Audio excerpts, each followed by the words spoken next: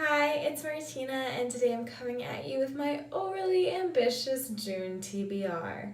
I have 8 books I want to read for the month of June, and that in of itself is pretty ambitious considering my extremely limited free time I have and just my reading speed and kind of liking to meander my way through books. And that's especially overambitious because I'm taking the GRE in exactly 2 weeks on Friday, June 15th, and I am not going to be reading for fun at all until after the GRE.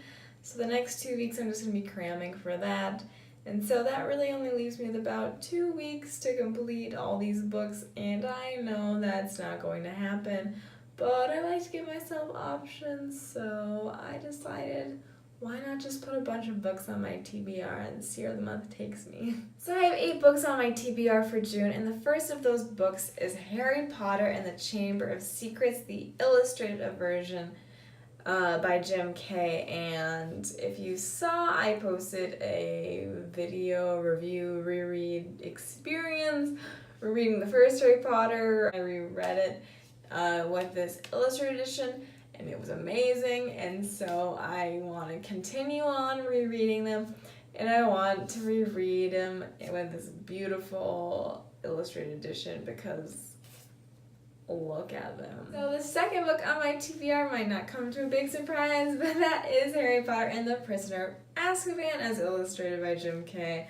And like I said, I just want to keep going with this, so obviously I'm not going to read this if I don't read, the Chamber of Secrets, but I'm planning to, so I hope I get to these. This book is also pretty heavy. It's, getting up there. It's not that much bigger than the first two, lengthwise, but these get pretty heavy. And then depending on how these first 2 books go, I might just become really into the Harry Potter reread and just want to continue on and knock out the next 4. And so if I do that, that will also derail these TBR plans because I don't have all the next 6 Harry Potter books in here, just the next 2, because there's only 2 with illustrated editions out. But I want to read them, and Harry Potter's Bay, so. So the next few books on my TBR are all books in a series that I've started but not completed, so I'm just trying to finish those series so I can move on to new books and also see how everything wraps up. And the first book that I have that goes along with that is Clockwork Angel by Cassandra Clare. Now, during my 2-year booktube hiatus, I actually read the first 3 books of the Mortal Instruments, City of Bones, City of Ash, City of Glass, Ash's City of Glass. I should know the names of them, but I get them always mixed up. I'm sure you're familiar with all the Mortal Instruments series and the Infernal Devices series, but if you're not, they basically kind of tie in together, at least that's my understanding. The first 3 Mortal Instrument books were published, and then the first book of the Infernal Devices was published, which is Clockwork Angel, and then it went back and forth, and so I've done a lot of research on BookTube and, just Googling, and it seems like the vast majority of people agree that you should read in publication order, not necessarily chronological order in the series. And so since I read the first 3 of the Mortal Instruments, Infernal Device, Clockwork Angel, that's what comes next. And I got the audiobook of this from the library because I listened to the first 3 on audiobook. I did a combination of listen to audiobook and also reading. And I really liked it, so I decided to give the Infernal Device audiobook a try as well. And sticking with that Cassandra Clare theme, the next book I have is book 4 of the Mortal Instruments, which is City of Fallen Angels. So you can see I got my nice half-price book sticker there. I actually just picked this up from Half Price Books, and it is a perfect condition. The next book on my TBR is the second book in the Six of Crows duology. This is Crooked Kingdom by Leigh Bardugo. And look at the edges of these pages. They are to die for.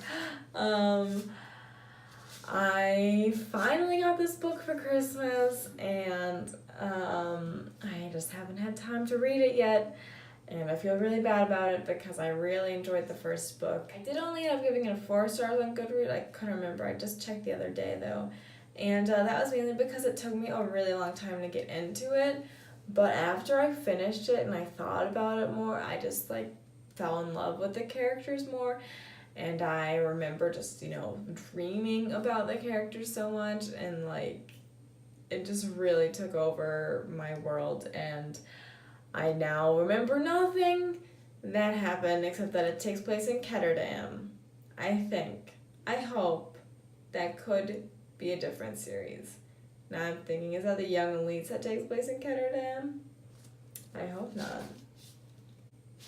It is this one. It says Ketterdam right there in the inside cover. Yeah, I really don't remember what happens in Six of Crows, so I don't know if I should reread Six of Crows, then read this one, or just watch a bunch of book talks on it. I really don't like rereading books. Not that I don't dislike rereading books, but I have so many books I want to read.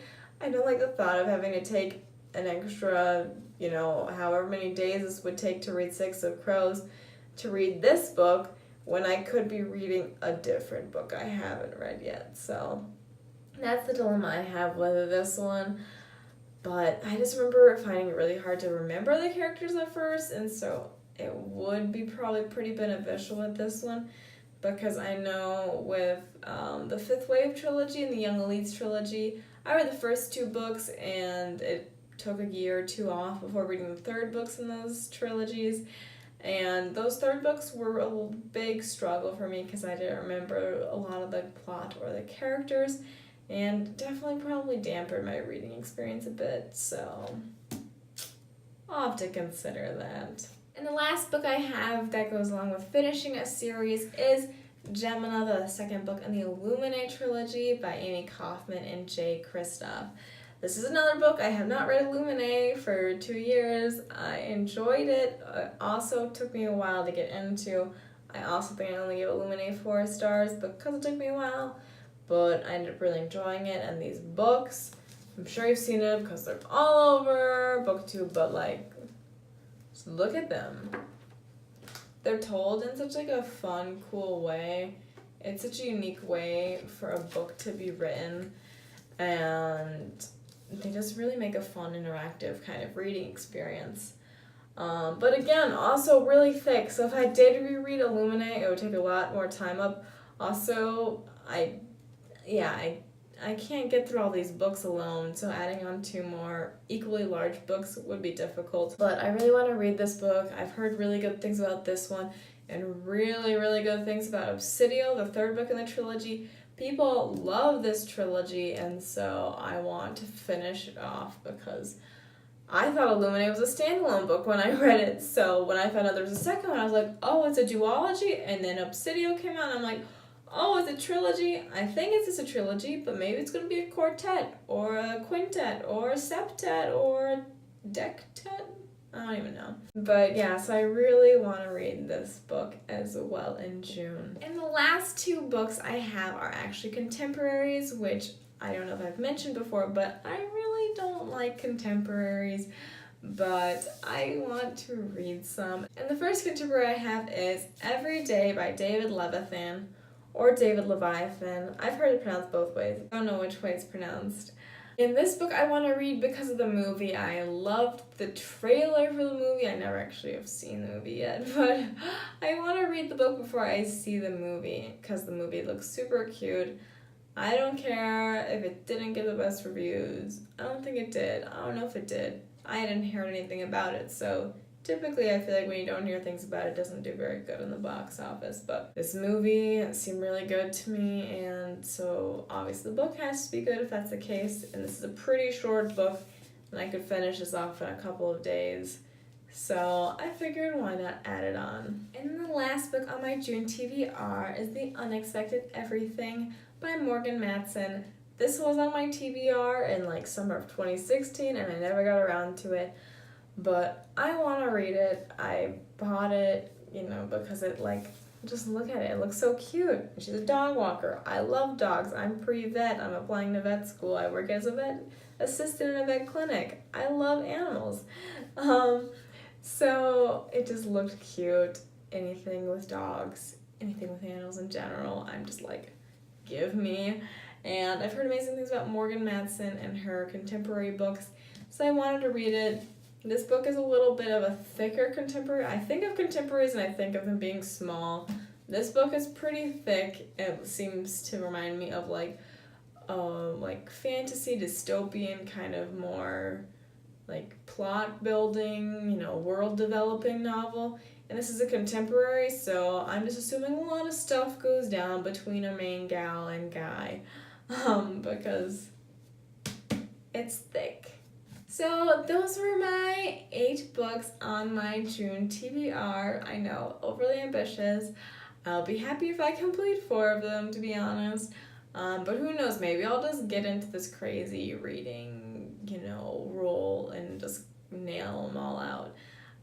Which would be really cool if I did, but I've just been so exhausted. I'm working 3 jobs this summer, and I get home and I try to read and I fall asleep after maybe 50 pages.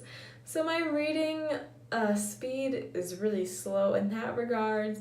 So books have been taking me a week to finish, which should only take me a day or 2, but I'm just so exhausted I can't do it. But hopefully after the GRE I will be able to read for fun. I hope not too brain dead, so that way I can enjoy these lovely books. So thank you for watching. Let me know in the comments down below what books you're planning to read in the month of June, or let me know your opinions on these books if you've read them. Thanks for watching. Bye.